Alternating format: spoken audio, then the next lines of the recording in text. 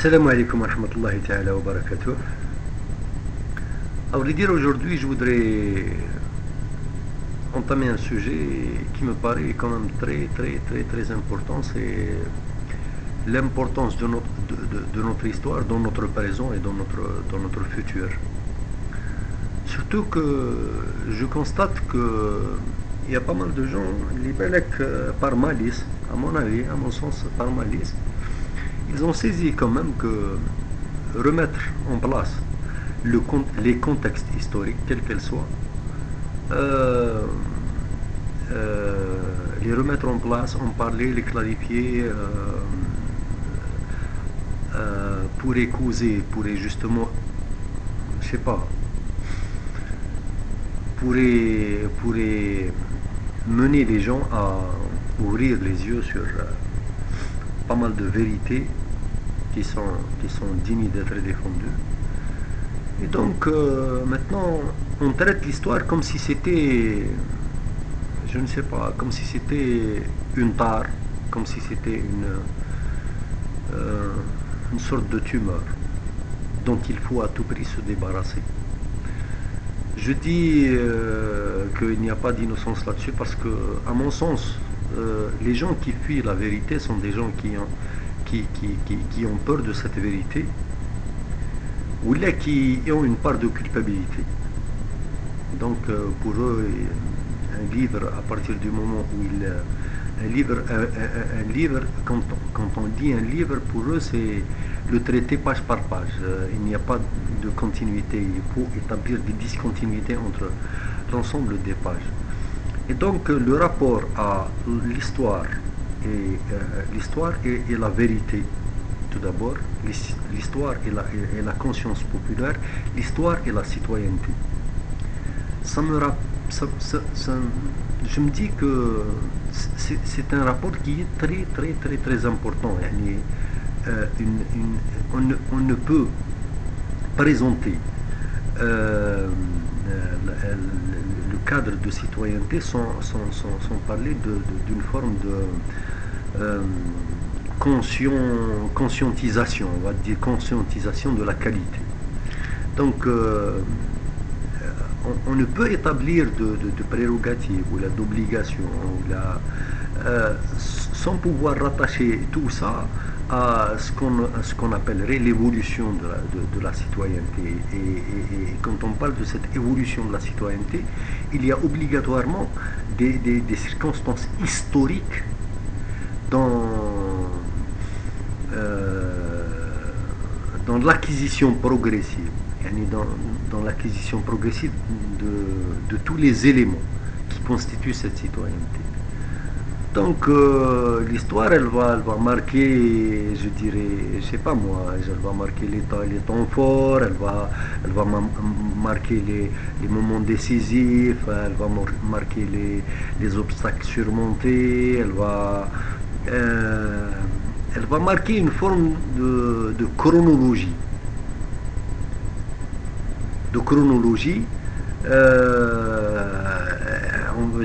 J'allais presque dire que, je veux dire, je sais pas moi, j'allais presque dire que c'est une forme de reconnaissance de la personnalité citoyenne.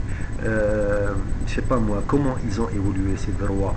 Le droit de l'enfant, par exemple, le droit de la femme, le droit des minorités, le droit des majorités, je sais pas, les différentes responsabilités, que ce soit des responsabilités étatiques ou des responsabilités citoyennes, les services collectifs, comment ont évolué par exemple les différentes tranches de la société dans l'acquisition de leurs droits et aussi bien de leurs obligations, que ce soit les malades, les handicapés, les personnes âgées, les chômeurs, les revenus inférieurs, tout ça. Donc c'est en quelque sorte les droits de la personne, donc les droits du citoyen. Il y a une sorte de termes qui rentrent dans ce cadre. On appelle ça l'histoire polysémique. Donc l'histoire polysémique ou la polysémique ou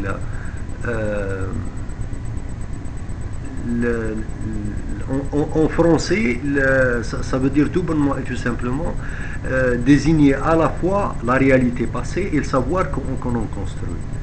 Donc quand on parle justement de la réalité passée et du savoir qu'on en construit, yani, ces deux conceptions sont une histoire au sens propre. Yani, peut-être bien qu'elles sont décalées quand on décrit la réalité du passé, elle se passe dans un certain temps, et le savoir qu'on en construit, c'est un delta t plus t, quoi. Ça ne se passe pas au même moment. C'est apprendre justement une fois que l'événement il a déjà passé, donc venir par la suite pour en faire une forme de savoir constructif et en tirer ce qu'il faut. En quelque sorte, l'histoire polysémique, c'est ça ce que ça veut dire. Donc, l'écart temporel, c'est, je veux dire que il est important cet écart temporaire parce que c'est lui qui va régler peut-être bien, ou là qui va nous permettre de tirer l'essentiel, de tirer je sais pas moi, les différentes raisons, les causes, les effets, les conséquences, les acteurs, tout ça. Donc l'histoire en quelque sorte est plus justement l'écart temporel est grand, plus la véracité ou je dirais la vérité dans l'histoire, elle devient difficile d'accès. Donc il est important justement à ce que cet écart temporel ne dépasse pas un certain temps, et puis sinon on va perdre la conscience même de cette histoire, la conscience de cette histoire. Et nous, dans notre cas en Algérie, je pense que c'est ça ce que les gens veulent nous faire perdre. Ils veulent nous faire perdre aussi bien la vérité que la conscience dans l'histoire. Et l'ensemble des gens, المطبلين كما قلت لكم دائما, والمزمرين ou les ignares, non, même pas ignares, je dirais que la plupart sont des ignorants complexes. C'est ça ce qui est encore plus terrible. L'ensemble de ces ignorants complexes, je les traite de tous les mots parce que sincèrement, Wallah al-Adim, j'essaie de mettre dans ma tête, par exemple, avec tous les événements que nous sommes en train de voir dans les différents pays, ou qui sont à juste titre ou à bon escient ou à mauvais escient, ils sont pris en otage d'exemple par ces mêmes êtres-là qui viennent les projeter sur notre histoire à nous, sur nos événements à nous, sur notre présent à nous, sur nos choix à nous, sur nos ambiguïtés à nous. Donc les mêmes gens hindous, ils traitent l'histoire, mais ils prennent des bribes de l'histoire et ils la racontent à des immatures. Ils nous la racontent à nous comme si c'est un conte de fées, sans pour autant mettre les histoires ou l'histoire dans son contexte. Parce que l'histoire en dehors de ce contexte perd carrément de sa valeur. Et donc on peut trouver des gens qui, par exemple, viennent nous chanter que l'idée de dawla qa'ima ala aqaid islamia n'a jamais existé, n'existera jamais. Je ne dis pas que je suis partisan de ça. يعني أنا كمسلم sincèrement يعني والله العظيم c'est un modèle que je voudrais bien vivre parce que ما لحد الآن ما شفتهش قريت عليه تسمع به à mon sens يعني l'histoire nous dit que justement c'est une histoire très florissante. D'ailleurs, on parle de civilisation carrément. Le cadre civilisationnel n'est pas n'importe quel passage historique sans plus. Non, ça doit être une culture qui a marqué le monde, qui a justement hissé le monde vers une forme de culture surhumaine. Superman. Culturellement parlant, scientifiquement parlant, philosophiquement parlant, socialement parlant, politiquement parlant, etc. etc. Donc, ça a été le cas de la civilisation arabo-musulmane. Bon, la prendre dans son cadre entier, ça c'est important. C'est-à-dire prendre une tranche, et de cette tranche, vouloir à tout prix la projeter ou la battre sur l'ensemble de tous les événements, et c'est ça où ils prennent les gens réellement pour des cons. Et donc pour eux, montrez-nous au courant de l'histoire, montrez-nous je sais pas moi, une civilisation ou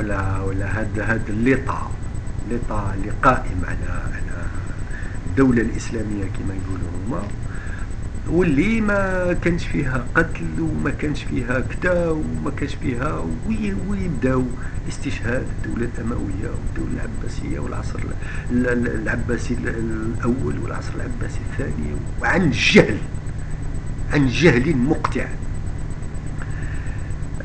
Et je vous dis toujours, dans le cadre où il te fait sortir du cadre, du contexte, et il le projette dans un autre contexte qui est complètement différent.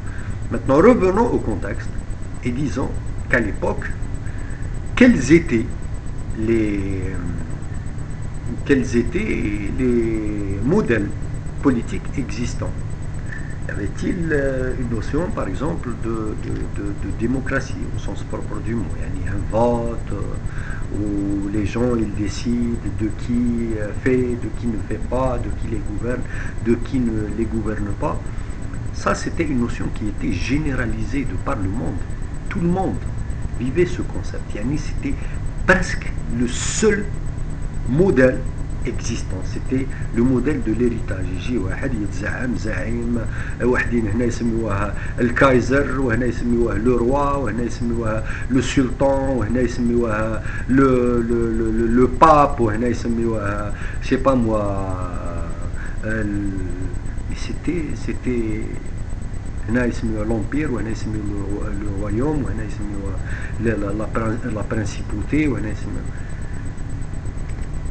Le monde entier était géré autour d'un même modèle politique. Maintenant, restons dans ce contexte et essayons d'établir un comparatif, mais bien, le modèle de royaume, on va dire, de royaume au sein du monde musulman, ou le modèle des royaumes au sein des autres mondes qui vivaient في نفس الحقبة التاريخية معهم. C'est incomparable. C'est incomparable. يعني tout le monde était à la traîne contre le monde arabe. وهذه داير حنا ولات لنا اون فيرتي ولينا نتبجحوا بها لورك بون. يعني هذا التاريخ تاع جدودنا هما داروه، حنا عندنا غير اللسان فيه، ما عندناش حاجة أخرى يعني. Donc, avec l'évolution des êtres, ce qui gérait en fin de compte, ce qui faisait la pyramide politique ou ce qui faisait la pyramide étatique de l'époque, ce n'était pas uniquement المود lui-même يعني إلا كانت مملكة ولا إمارة ولا ولاية ولا خلافة ولا pas du tout. Ce qui était essentiel dans tout ça, ou qu'ils veulent à tout prix nous détourner. Nous détourner, il faut détourner le regard. Ils font comme les ils font comme les magiciens. Là où se passe réellement le geste, tu ne le vois jamais. Suivez mon regard. Donc, qu'est-ce qu'il faut? Toujours, en fin de compte, ce qui était important à l'époque, bien que les interprétations étaient diverses. والاختلاف حنا عندنا في معتقدنا الاختلاف رحمة عمره ما كان نقمة ولا au contraire. mais الاختلاف ماشي اختلاف عامة الناس. اختلاف عامة الناس ماشي رحمة. الاختلاف c'était une forme de responsabilité. Parce qu'il était justement le générateur la diversité était le générateur du génie et non l'inverse. Elle n'était pas là pour enterrer le génie. Elle était là pour laisser libre cours au génie.